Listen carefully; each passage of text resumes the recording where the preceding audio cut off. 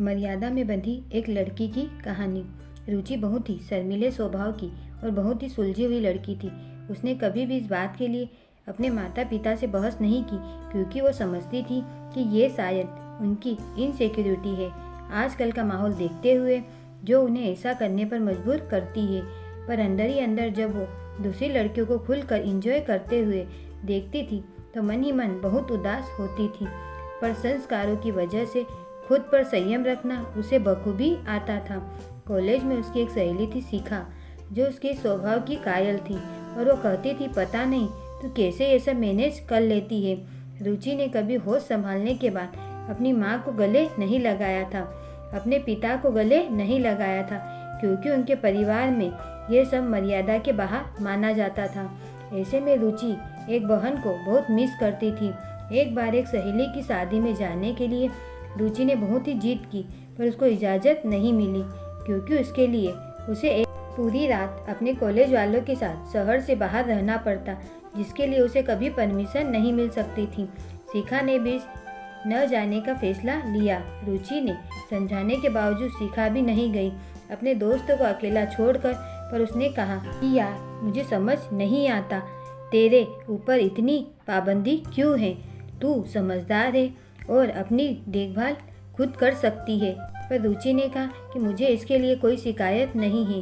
रुचि की शादी हुई। सचिन रुचि को बहुत ही प्यार करता था, उसे बहुत घुमाता था, जिसका रुचि को शुरू से ही शौक था। पर वो कभी घर से बाहर नहीं गई थी। धीरे धीरे रुचि एक बेटे की माँ बन गई और उसकी लाइफ उसके इर्द गिर्द घूमने लगी। पर जैसे जैसे बेटा बड़ा हुआ, रुचि ने महसूस किया कि वो मस्त मौला किस्म का है, उसे कुछ फर्क नहीं पड़ता रुचि के इमोशन से। वो एक मस्त लाइफ जीता था। रुचि जब दोबारा प्रेग्नेंट हुई तो उसे लगा कि शायद अब उसे एक बेटी होगी जो उसके इमोशंस को समझेगी, उसके जीवन में जो बहन की कमी थी उसे पूरा करेगी। लेकिन इस बार भी रुचि का बेटा हुआ। रुचि थोड़ा मायूस हो गई, क्योंकि अब उसके जीवन में कभी वो पल नहीं आएगा कि वो अपनी बहन या बेटी से अपना हाल चाल साझा कर पाएगी। रुचि ने एक्सपेक्ट कर लिया था कि लड़के थोड़े मस्त मौला किस्म के होते हैं और ये भी ऐसा ही होगा, लेकिन वो बिल्कुल उसका उल्टा निकला। वो अपनी माँ को इतना प्यार करता था कि जब उसके नन्हे नन्हे हाथ रुचि का चेहरा अपने हाथों में भर लेते थे तो रुचि की आंखों से आंसू झलक उठते थे।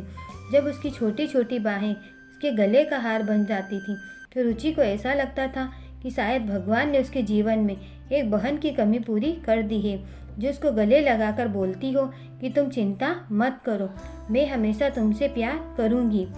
पहली बार जब रुचि का छोटा बेटा स्कूल गया और वहाँ से रोता हुआ आया तो कारण पूछने पर उसने बताया कि मम्मा, मुझे आपकी बहुत याद आ रही थी।